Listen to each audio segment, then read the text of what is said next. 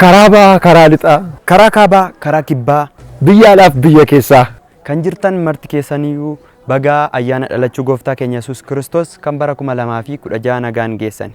Egaan hordoftoota keenya amma kan nuti itti argamaatiin jirru kutaa magaalaa Shaggar aanaa Gafarsa Gujee mana hundeessaa waldaa Tulluu Mo'ichaa Paaster Shallamaa Amanaatti kan nuti argamaa jirru. Ayyaana dhalachuu gooftaa keenya Yesuus Kiristoosin sababeeffachuudhaan keessummoota garaagaraa qabannee lafa kanatti argamnee jirra.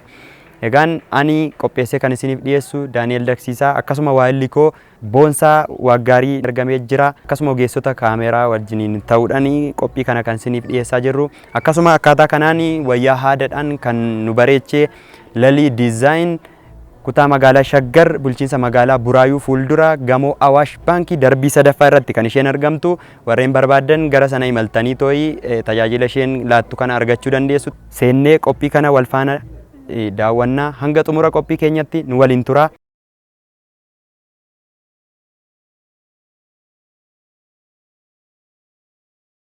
Egaan kabajamtoota hordoftoota keenya amma lafa kanatti kan argamnee jirru sababa ayyaana dhalachuu gooftaa keenya Yesuus Kiristoos kan bara 2016 sababeeffachuudhaan lafa kanatti argamnee jirra. Keessummoonni keenyas akkuma argaa jirtan argamanii jiru naannoo kanatti. Qabiyyee sagantaa keenya yeroo kana Boonsaa irraa yeroo dhageenyu ta'a. Tole duraan dursaa hundumti keessan bagaa kabaja ayyaana dhalachuu gooftaa keenya Yesuus Kiristoos kan bara 2016 nagaadhaan geessan isiniin jecha amma asitti argamne kan nuyi jirru hundeessaa waldaa Tulluu Mo'ichaa Paaster Shallamaa mana isaaniittidha kan nuti argamne jiru. Guyyaa har'aa waliin ayyaaneffachuudhaaf olloota isaanii waliin illee akkasumallee keessummoota garaagaraa qabannee isiniif dhiyaannee jirra. Iddoo garaagaraa teessanii toora miidiyaa keenyaa irra teessanii nu eegaa kan jirtan kunoo qabannee isiniif dhiyaannee jirra. Akkaataan toora qabiyyee keenyaa dura irratti faarfannaa tokko erga waliin faarfanne booddee itti aansuudhaan immoo gaaffilee dorgaa dorgee bohaarsoo ta'anii fi barumsa kennuu danda'an isiniif qabannee dhiyaannee jirra. Akkasumallee xumura irratti yaadaaf cimsa isiniif qabannee dhiyaannee jirra. Toora keenya irratti akka nu eeddan hunduma keessan affeerree jirra. Abdii guddaas isinirraa qabna. Sheer walii gochuudhaan hiriyoota keessan illee irratti affeeraa isiniin jenna. Waliin turtii gaarii. Egaan kabajamtoota hordoftoota keenya amma wal baruurraan kan nuti calqabnu maqaa wal barree sana booda gara sagantaa itti aanutti ceenaa maqaa isaanii irraa calqabna. Kanaaf hunda isaaniitii wal barraa hordoftoota keenya wal bartu jechuudha. Ani hundeessaa waldaa amantuu Tulluu Mo'ichaa kan ta'e Paaster Shallamaa Amanan jedhama. Baga geessan jechuun barbaada. Hundi keessan baga geessan. Ani maqaan koo Yeneenesh Gabbisaan jedhama. Baga dhalachuu gooftaa keenya Yesuusiin isin ga'een jedha. Baga gammaddanii baga gammannin jedha. Ani maqaan koo Addaanishit Laggasa Taaddasan jedhama. Baga ayyaana gooftaa keenya dhalachuu isaatiin isin ga'een jedha. Eebbifama. Bakka isin eebbisu ani Paaster Caalchisaa Labataan jedhama. Waldaa Obboloota Gafarsaa Noonnoo baga ayyaana waliin geenye baga geessanii jedha. Tasheerii Farajaa እባላለሁኝ ገነት ቤተክርስቲያንና አገልጋይ ነኝ። እንኳን ለጌታችን ለኢየሱስ ክርስቶስ የልደት ዋዜማ እንኳን አደረሰን እንኳን አደረሳችሁ ማለት ፈልጋለሁኝ። እንኳን አደረሰን። Maqaan koo Habtaamuu Abbabaan jedhama. Baga dhalachuu gooftaa keenya Yesuus Kiristoosiin isin ga'eecha ayyaana gaarii. Paaster Taayyee Tarrafeen jedhama. Dhalachuu gooftaa keenya Yesuus Kiristoos baay'ee namatti tola. Kanaaf iddoo qophii kana hordofaa jirtan baga ayyaana kana isin ga'ee baga gooftaan isin gargaare jechuun barbaada. Hojjetaa Wangeelaa Magarsaa Atoma Hundeen jedhama. Waldaa amantoota Tulluu Mo'ichaa irraa baga geessan baga isin ga'een jedha. Eebbifamaa. Tole egaa keessummoota keenya waliin wal bartanitti isin jenna. Akkasuma immoo gara kanarra taa'anii kan jiran faarfattoota waldaa Tulluu Mo'ichaatiin qopheeffatan faarfannaa qopheeffatanii isiniif dhiyaatanii jiru. Kanaaf iddoo garaagaraa teessanii teelegiraamiidhaan, tiktookiidhaan, yuutuubiidhaan illee waldaa Tulluu Mo'ichaa jettanii galuudhaan hiriyoota keessaniifis sheer waliif gochuudhaan hunduma keessan akka walii affeertan jaalalaan isin gaafanna. Hundumti keenya waliin turtii gaarii isiniin jenna. Qophiilee keenyatti waliin darbina. Egaa amma kallattumaan gara worshiipitti kan nuti dabarru sagantaan keenya eegalee jira. Lafa jirtanitti ayyaana gaarii isiniif haa ta'u nu waliin tura.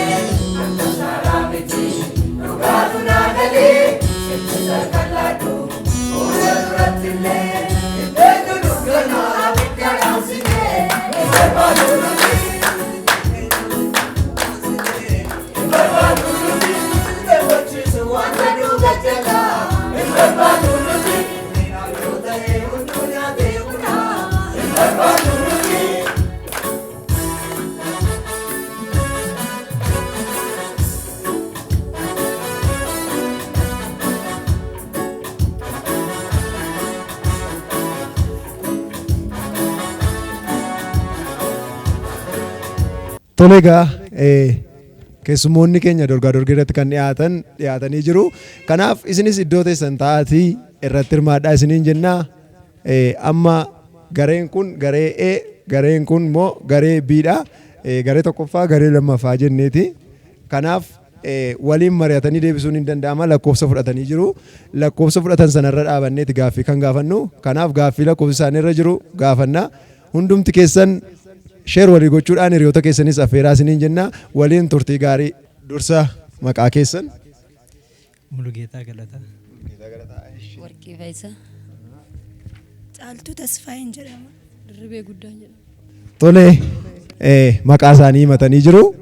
Amma kan nuti himnu kallattiidhaan gaaffii qophaa'ee jirutti darbina. Gaaffiin keenya gaaffii macaafa qulqulluu irratti hundaa'e ta'ee kabaja ayyaana guyyaa har'aa dhalachuu gooftaa keenya Yesuus Kiristoosiin wal qabsiisneeti gaaffii nuti gaafannu. Kanaaf waliin mari'attaniiti kan isin deebistan. Yoo ishee gaafatama ta'e waliin mari'attanii deebisuun hin danda'ama. Qabxi qabaan keenyas immoo kunoo as jiru paasteriini. Kanaaf hundumti keenyas carraa tarii yaada isinii kennuu hin dandeenya. Hundumti keessan qophaa'aa isiniin jenna. Walumaan turra. Tole. Gaaffii lakkoofsa tokko. Gaaffii lakkoofsa tokkoffaa. Gaaffii lakkoofsa tokkoffaan akkas jedha. Yohaannis Cuuphaan dhalootaan Yesuusiin turtii hammamii dursaa jedha. Yohaannis Cuuphaan dhalootaan Yesuus Kiristoosiin turtii hammamii dursaa jedha.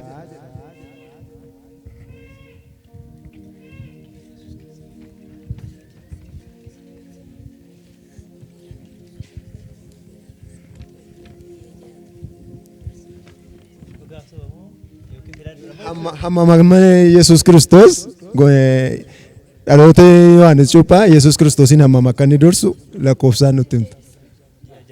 Ji'a ja'a. Tole.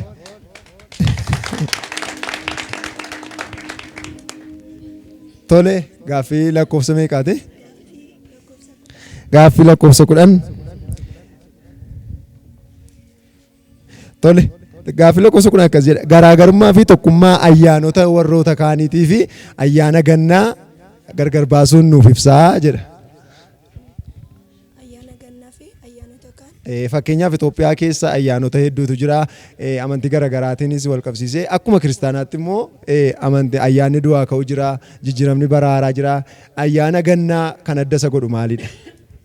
Ayyaana gannaa kan adda godhu ayyaanota hunda keessaa guyyaatti gooftaa Yesuus Kiristoos alate waan ta'eef ayyaana kanarraa yerootti alachuu isaati waan ta'eef guyyaa adda isa godhu hangafti waan hundumaa dhalachuu gooftaa Yesuus ta'uusaa adda isa godha jechaadha. Yaada dabalataa yoo qabaatte. Yaada dabalataa akkuma obboleettiin koo jette dhalachuun Yesuus waan hundumarra adda waan ta'eef guyyaa yaadannoo dhalachuu Yesuus ayyaanota biraarraa addadha jedhee yaada. Tole. Okay, isinittiin deebi'a. Gaaffii lakkoofsa meeqaati? Deebii isaaniif ilaallee dhiifama. Bal'inaan ibsanuu hin goone garuu hamma ta'e ibsaniiru dhibbaa jechuu hin dandeenyu. Adda kan isa godhu waan qabatamaa tokko lafa nuuf hin keenye giddu galeessaan warroonni qabxii qaban jiru waan ta'eef isa kanatti murteessuu hin danda'u. Kanaaf argataniiru. Tole. Gaaffii lakkoofsa afurii. Akkas jedha gaaffii lakkoofsa afur. Namni dursee Yesuus biyya lafaaf dhufuu isaa hubatee Waaqayyoof galata galchee eenyu jedha. Namni dursee Yesuus Kiristoos biyya lafaaf akka inni dhufe erga Yesuus dhalatee biyya lafaaf dhufuu isaa hubatee Waaqayyo abbaaf galata kan galche maqaan isaa eenyu? Eenyudha? Argateera.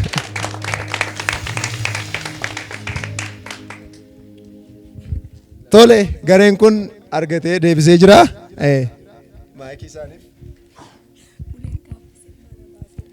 Tole. Gaaffii lakkoofsa 9. Gaaffii lakkoofsa 9. Gaaffii lakkoofsa 9 akkas jedha. Namoonni urjii ilaalanii gara Yesuus dhufan maal jedhamu jedha.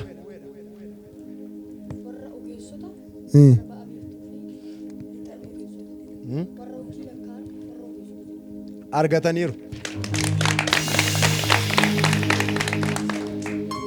Tole. Deebisanii jiru. Garee kanatti nas deebi'a. Gaaffii lakkoofsa 8. Gaaffii lakkoofsa 8. Akkas jedha. Luqqisa kakuu haaraa fi kakuu moofaa waa'ee dhalachuu Yesuus Kiristoosiin dubbatan kakuu moofaa keessaa tokko kakuu haaraa keessaa tokko nuuf himaayyeedha. Torba lakkoofsa 14. Isaayyaas boqonnaa 7 lakkoofsa 14. Isaayyaas boqonnaa 7 lakkoofsa 14. Kakuu haaraa keessa immoo Luqaas boqonnaa 2 lakkoofsa 1. Maatiyos boqonnaa 1 lakkoofsa 18. Dhibbatti deebisanii jiru. Tole maayikiitti nu kenna.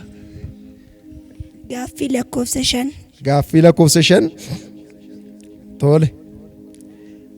Gaaffii lakkoofsa 5 akkas jedha. Ergamaan misiraachoo Maariyaamitti hime maqaan isaa eenyu jedha. Eenyudha? Gabriel. Argataniiru. Tole. Gaaffii lakkoofsa 12. Gaaffii lakkoofsa 12 akkas jedha. Walitti dhufeenya Musee fi Yesuus gidduu jiru lama himaayyeedha. Walitti dhufeenya jiru lama akkasumallee garaagarummaa jiru walitti dhufeenya duwwaadha. Walitti dhufeenya Yesuusii fi Musee gidduu jiru. Museen maaliif Yesuus Kiristoosiin fakkaata? Yesuus Kiristoos immoo maaliif Musee fakkaata? Lama himaayyeedha.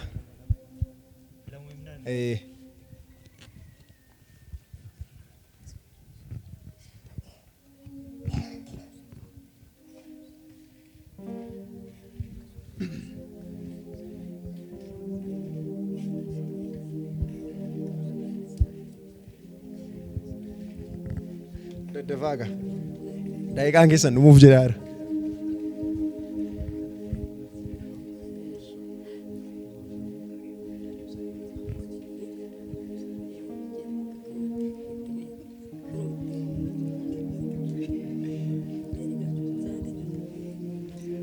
Tokkoffaa Yesuus Kiristoosii fi Museen guyyaa 40 tsooman. Tole. Inni lammaffaan immoo lamaan isaaniiyyuu nama sabaaf gatii baasanidha. Kana waan jedhu Yesuus Kiristoos saba isaaf gatii baasuudhaaf dhufe Museen illee akkasuma sabaaf gatii nama baasedha. Yookiis immoo mana mootii dhiisee saba Waaqayyoof jecha gadi bu'ee gatii saba Waaqaatiif baase. Yesuus Kiristoos immoo keessa darbee ufina isaayyuu dhiisee abbaa isaa biraa dhufee sabaaf jecha yookiin uummataaf jecha yookiis immoo warra waamameef yookiis warra furuudhaaf dhufeef jecha ofiisaa laatee ulfina isaa dhiiseetu faayidaa isa fakkaatu dhiiseetu sabaaf dhufe adda bahee. Tole Argataniiru moo argan? Argataniiru. Tole egaa Yesuus Kiristoosii fi Museen akkaataan isaanitti wal fakkaatan waan baay'eedha. Isaa keessaa isaan lama kaasaniiru. Isinis immoo tarii waan baay'ee utuu carraa isin gahee akka isin deebisuu yaaddan hin beekna. Amma garee kanatti darbina yeroo keenyatti gargaaramuuf. Gaaffii lakkoofsa 3. Gaaffii lakkoofsa 3. Okay. Iddoon jireenya Yohaannis Cuuphaa eessa ture? Hojiin isaa hoo maaliidha? Iddoon jireenya Yohaannis Cuuphaa eessa ture? Hojiin isaa hoo maaliidha?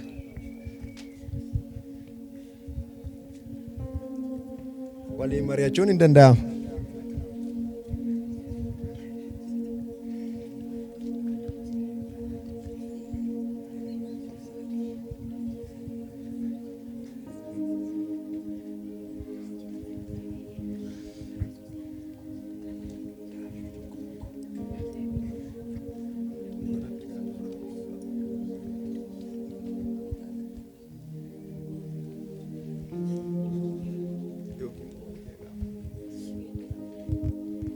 Cime nu geeddaraa jedhanii geeddaruun immoo hin danda'amu. Isa kana nutti ulfaatira jedhanii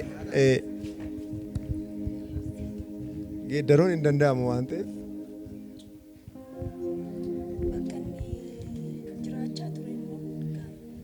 Yohaannis Cuuphaan bakki jireenya isaa eessa ture? Hojiin isaa immoo maal ture?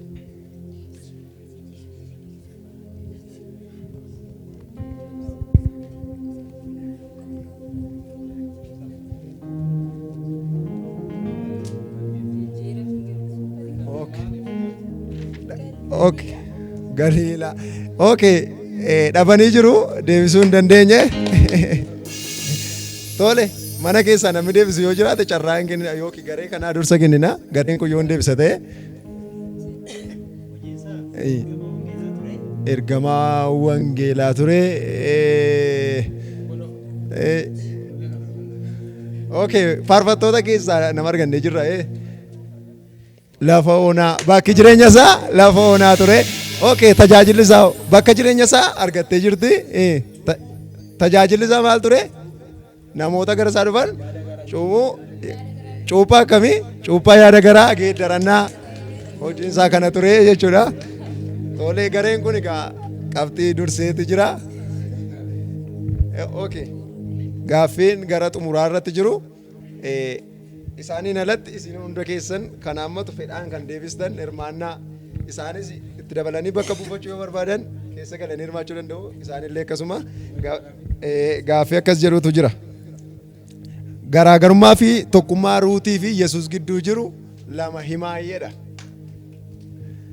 Gaaffii harka kaasuudhaan garaagarummaa fi tokkummaa walitti dhufeenya Ruutii fi Yesuus Kiristoosiin gidduu jiru himaayyeedha.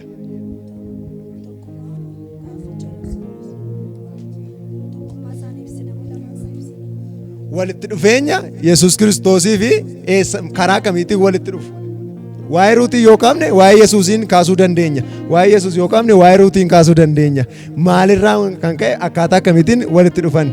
Hidda wal keessaa qabu immoo firummaa wayii qabu immoo kallattii kamiintu walitti hidhatanii jiru kan jedhudha gaaffiin jiru. Faarfattoota keessaas keessummoota keessaa illee hin danda'ama.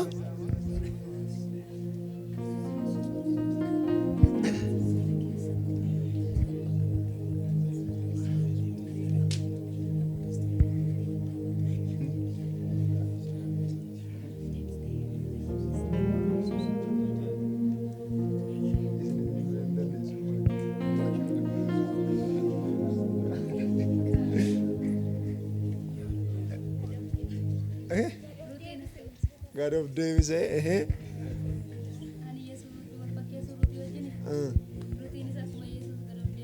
wal fakkeessuutu hin taane hidhata akkamii qabu Yesuus Kiristoosii fi Ruut hidhata akkamiiti? Firoomni isaan gidduu jiru hidhata akkamiiti? Firooma akkamiiti? Ruutii fi Yesuus Kiristoosiin gidduu kan jiru.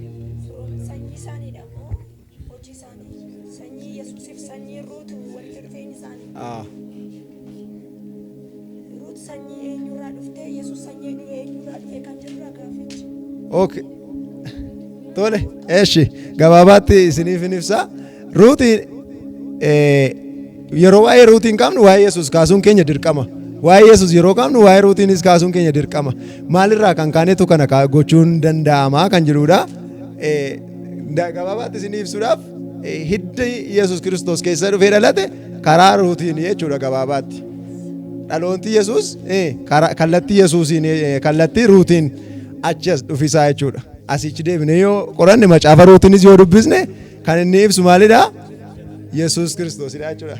Xiqqoo gaaffichi bifa itti galuu danda'a. Rakkoon hin jiru. Gaaffii xumuraa akkas jedha. Waldaan kiristaanaa eessatti hundaa'ee jedha. Jalqaba eessatti hundaa'e? Waldaan kiristaanaa eessatti hundaa'ee jedha. Yoo danda'ame luqqisa isaatii wajjiniin waldaa kiristaanaa kan Kakuwaaraa. Waldaa kiristaanaa kan Kakuwaaraa.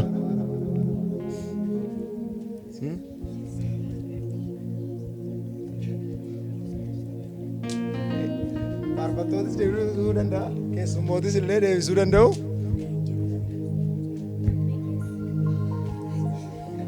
Laphee keessa jettee eessatti luqqisa isaa 26tti waldaa.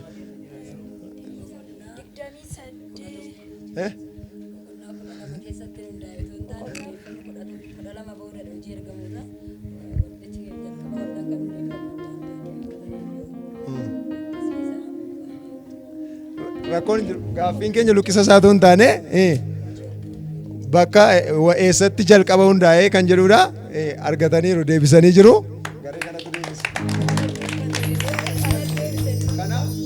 Haga hangi isaan deebisan hanga adda bahutti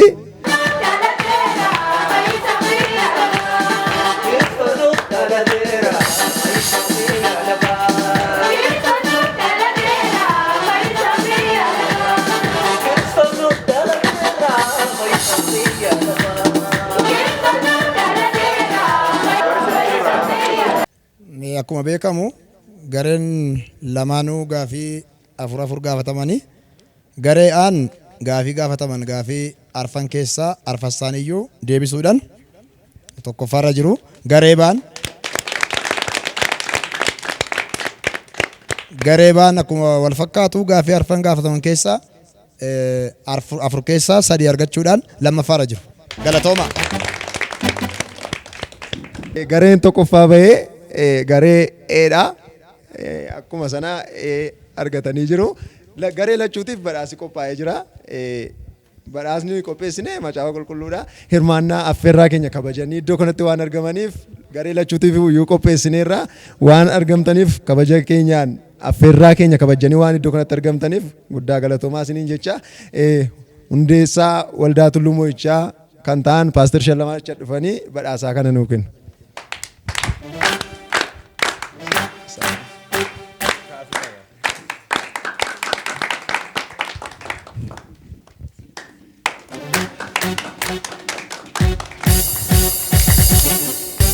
Galatoomaa isiniin jenna.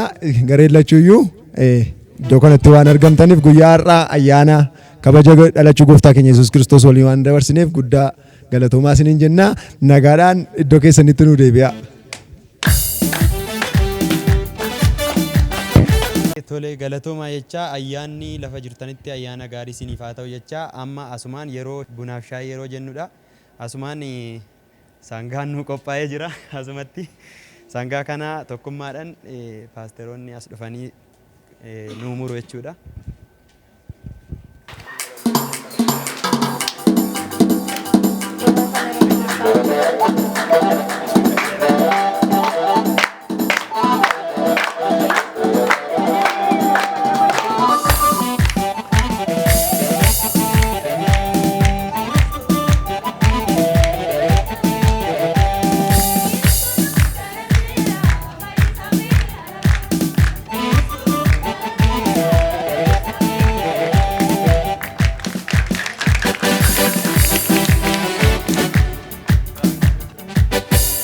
Lali Design Lalii Diizaayin bakki argama mana uffataa Lalii Diizaayin kutaa magaalaa Shaggar bulchiinsa magaalaa Buraayuu fuuldura gamoo Awaash Baankii darbii sadaffaa irratti uffatoota aadaa kan ammayyaa kan maatii kan cidhaaf faarfannaaf qophiilee garaagaraaf uffatoota diizaayin gochuu fi tajaajila kireessuu ni laata. Lalii Diizaayin.